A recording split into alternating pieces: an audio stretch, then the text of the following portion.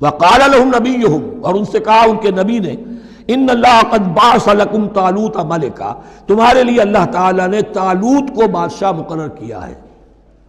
ان کا نام تورات میں آیا ہے سول یا ساؤل، SAUL۔ اب یہ سمجھ میں نہیں آتا، ہو سکتا ہے کہ اصل نام ساؤل ہو، لیکن چونکہ وہ بہت قداور تھے، طول قداور، اس لیے ان کا ایک صفاتی نام ہو طالوت۔ قرآن مجید نے صفاتی نام لیا ہے کہ وہ بہت قداور تھے۔ قالوا انا یکون له الملک علینا، اب انہوں نے کہا کیسے ہو سکتا ہے کہ اسے بادشاہت ملے ہمارے اوپر، ونحن احق بالملک منہ، ہمیں زیادہ حق حاصل ہے اس کے مقابلے میں کہ ہمیں بادشاہی دی جائے، ولم یؤت سعۃ من المال، وہ تو مفلس ہے، اسے تو اللہ نے کوئی زیادہ دولت دی نہیں ہے، کیونکہ ان کے معیار تو یہی تھے، جو دولت مند ہے وہی صاحب عزت ہے۔ قال ان اللہ اصطفاہ علیکم، اب نبی نے کہا اب جو چاہو کہو، اللہ نے اس کو چن لیا ہے تم پر، یہ فیصلہ اب ہو چکا، اللہ کا فیصلہ ہے، ڈیوائن ججمنٹ ہے، ڈیوائن ڈیسیجن ہے، کین ناٹ بی ریووکڈ۔ وزادہ بسطۃ فی العلم والجسم، اور اسے کشادگی عطا کی ہے علم اور جسم دونوں چیزوں میں، قداور ہے، طاقتور ہے، اور اسی طریقے سے علم اور فہم دیا ہے۔ تم دولت دیکھتے ہو، اللہ نے چنا ہے ان دو چیزوں کی بنا پر، جسمانی طاقت، جسمانی قوت، اس دور میں ظاہر بات ہے اس کی بہت ضرورت تھی، اور دوسرے یہ کہ اسے علم دیا ہے، فہم دیا ہے، سمجھ دی ہے، دانش دی ہے۔ واللہ یؤتی ملکہ من یشاء، اور اللہ تعالیٰ جس کو چاہتا ہے اپنی بادشاہت دے دیتا ہے۔ واللہ واسع علیم، اللہ بہت سمائی والا ہے، واسع، اس کی وسعت جو ہے وہ اتھا ہے، اور علیم، اور سب کچھ واسع علیم، جاننے والا ہے، یعنی وہ جس کو جو کچھ دیتا ہے بربنائے علم دیتا ہے، کون اس کا مستحق ہے۔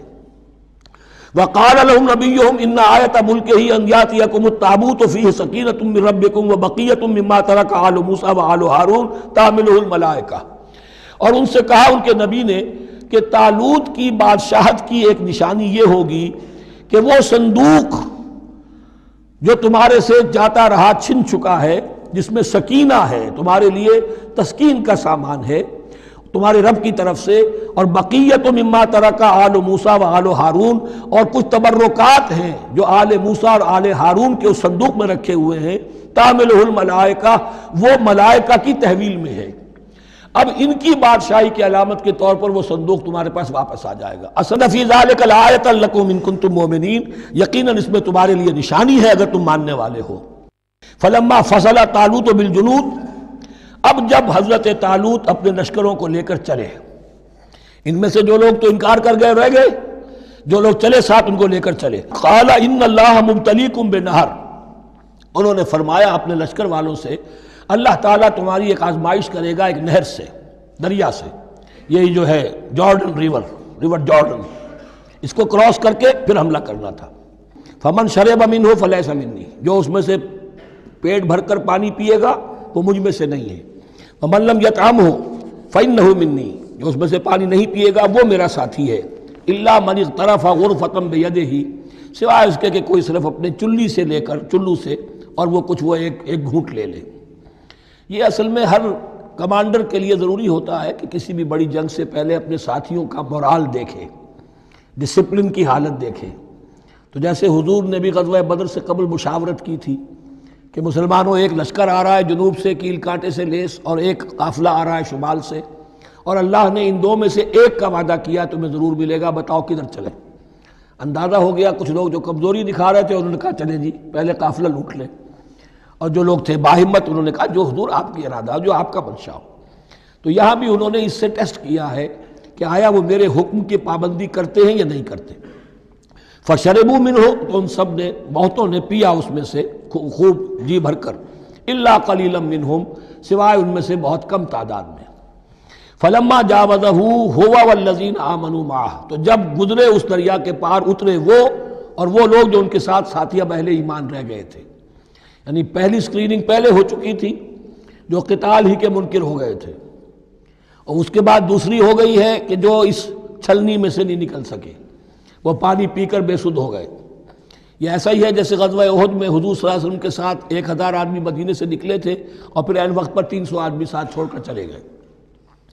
تو جب انہوں نے دریا پار کر لیا، انہوں نے اور ان کے ساتھی اہل ایمان نے، قالوا لا طاقت لنا اليوم بجالوت وجنودہ، تو انہوں نے کہا کہ ہمارے اندر تو واقعتاً طاقت نہیں ہے کہ ہم جالوت کا اور اس کے لشکروں کا مقابلہ کر سکیں۔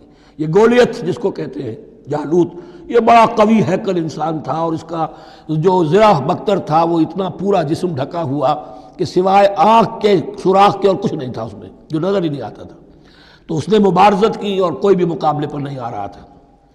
قال الذين يظنون انهم ملاقو الله كم من فئة قليلة غلبت فئة كثيرة باذن الله، تو کہا ان لوگوں نے جو یقین رکھتے تھے کہ اللہ سے ملاقات کرنی ہے، کہ کئی مرتبہ ایسا ہوا ہے، کتنی مرتبہ ایسا ہوا ہے کہ چھوٹی جماعت غالب آ گئی ہے بڑی جماعت پر اللہ کے حکم سے، یعنی آگے بڑھو، ہمت کرو، اپنی جو ہے کم ہمتی کا ثبوت نہ دو، اللہ تعالیٰ کی نصرت سے، اللہ کی مدد سے تمہیں فتح حاصل ہو جائے گی۔ واللہ مع الصابرین، اللہ تو صابروں کے ساتھ ہے۔ وَلَمَّا بَرَزُوا لِجَالُوتَ وَجُنُودِهِ، تو جب وہ سامنے آئے جالوت اور اس کے لشکروں کے، برزا ظاہر ہو جانا، سامنے آمنے سامنے آ جانا، اب ادھر ان کا لشکر ہے طالوت علیہ السلام کا، اور ادھر وہ جالوت کا لشکر ہے۔ قالوا، اب انہوں نے دعا کی، ربنا افرغ علینا صبرا، اے اللہ ہم پر صبر انڈھیل دے۔ یہ افرغ کا لفظ ہوتا ہے کسی برتن سے پانی اس طرح گرا دینا کسی کے اوپر کہ وہ برتن خالی ہو جائے، گھڑوں پانی ڈال دینا یا کچھ اور برتن میں سے۔ افرغ علینا صبرا، ہم پر صبر انڈھیل دے، صبر کی بارش فرما دے۔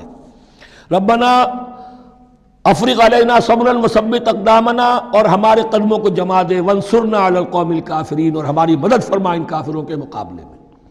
یہی دعا گویا کہ تلقین کی جا رہی ہے اہل ایمان کو کہ جب بدر کے موقع پر تمہارا مقابلہ ہوگا تو تمہیں یہ دعا کرنی چاہیے۔ فَهَزَمُوهُمْ بِإِذْنِ اللَّهِ، تو انہوں نے بھگا دیا ان کو اللہ کے حکم سے، اللہ کے اذن سے، اللہ کی مشیت سے۔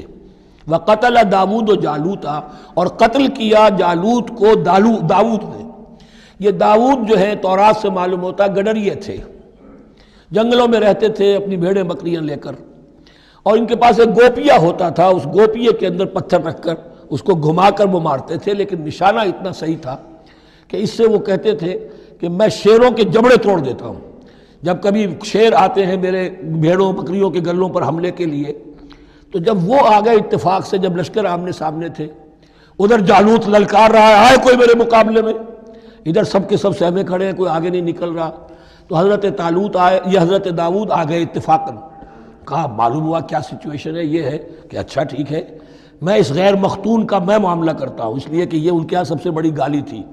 حضرت ابراہیم کی ملت میں ہے ختنہ، اور یہ جو کفار اور مشرک تھے ان کے ہاں ختنہ نہیں تھی، تو نامختون ہونا ان کے ہاں یہ سب سے بڑی گالی تھی۔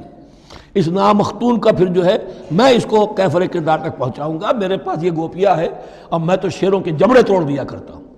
انہوں نے پھر وہ پتھر رکھ کر اور گھمایا ہے، اور سیدھا وہ آنکھ کے سوراخ سے اس کے بھیجے کے اندر اتر گیا، اور اس طریقے سے قتل داود و جالوتا، داود نے جالوت کو قتل کیا، اور اللہ تعالیٰ نے پھر ان کو جو مراتب عطا کیے، وَآتَاهُ اللَّهُ الْمُلْكَ وَالْحِكْمَةَ وَعَلَّمَهُ مِمَّا يَشَاءُ۔ ایک تو یہ کہ طالوت علیہ السلام نے اپنی بیٹی کا نکاح ان سے کر دیا، داماد ہو گئے، اور پھر انہی کو وارث بنایا، یہ بادشاہ ہوئے۔ اللہ نے ان کو ہی ملک دیا، حکومت دی، بادشاہت دی، اور دی، نبوت بھی دی، یہ دونوں اعتبارات سے ان کو اللہ تعالیٰ نے سرفراز فرمایا۔ وَعَلَّمَهُ مِمَّا يَشَاءُ، اور پھر اسے سکھایا جو کچھ کہ اللہ نے چاہا۔ وَلَوْلَا دَفْعُ اللَّهِ النَّاسَ بَعْضَهُمْ بِبَعْضٍ، اور اگر اس طریقے سے اللہ ایک گروہ کو دوسرے کے ذریعے سے دفع نہ کرتا رہے، زمین میں فساد ہوتا ہے تو اللہ تعالیٰ کو شکل ایسی پیدا کرتا ہے کہ کسی اور گروہ کو سامنے لا کر مفسدوں کا خاتمہ کرتا ہے۔ اگر ایسا نہ ہوتا، وَلَوْلَا دَفْعُ اللَّهِ النَّاسَ بَعْضَهُمْ بِبَعْضٍ لَفَسَدَتِ الْأَرْضُ، تو زمین میں فساد ہی فساد پھیل گیا ہوتا۔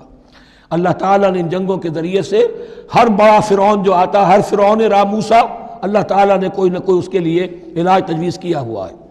وَلَوْلَا دَفْعُ اللَّهِ النَّاسَ بَعْضَهُمْ بِبَعْضٍ لفسدت الارض ولكن اللہ ذو فضل علی العالمین، لیکن اللہ تعالیٰ تو تمام جہانوں پر بڑا فضل کرنے والا ہے۔ تلک آیات اللہ نتلوها علیک بالحق، یہ اللہ کی آیات ہیں جو ہم پڑھ کر آپ کو سنا رہے ہیں حق کے ساتھ۔ یہ قول گویا کہ حضرت جبرائیل کی طرف منسوب ہوگا، یہ اللہ کی آیات ہیں اے مسلمانوں، اے محمد صلی اللہ علیہ وسلم، جو ہم آپ کو سنا رہے ہیں حق کے ساتھ۔ وَإِنَّكَ لَمِنَ الْمُرْسَلِينَ، اور یقیناً اے محمد صلی اللہ علیہ وسلم آپ رسولوں میں سے ہیں۔